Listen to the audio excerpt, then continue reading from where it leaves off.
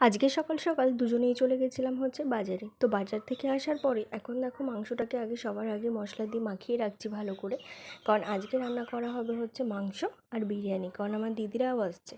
আজকে তো নববর্ষ, তো তোমাদের সকলকে জানাই শুভ নববর্ষ। যদিও বা ভিডিওটা শেয়ার করতে আমার একটু লেট হয়ে যাবে, তবুও বলছি সবাইকে শুভ নববর্ষ। তো এই যে দেখো তোমাদের দাদাভাই এখন রান্না করতে বসে গেছে। আজকে রান্নাটা পুরোটাই বাইরেই রান্না করা হয়েছে, কারণ যেহেতু অনেকটা বিরিয়ানি করা হবে সেই জন্য আর ঘরে গ্যাসে করা হয়নি, বাইরে উনানে করা হয়েছে।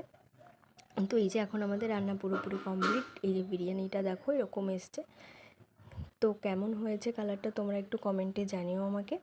তো এখন সব কিছু হয়ে যাওয়ার পর এখন হচ্ছে আমি এই যে দিদি আমাকে পাতা দিচ্ছিল, তো আমি পাতাতে সবার জন্য খাবার বাড়ছিলাম আর ও হচ্ছে সবাইকে দিয়ে দিচ্ছিল।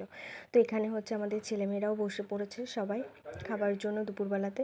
তো আমাদের ছেলেমেয়েরা বলতে আমার এক মেয়ে আর আমার দিদির হচ্ছে দুই ছেলে, মানে ওরা 3 ভাই বোন।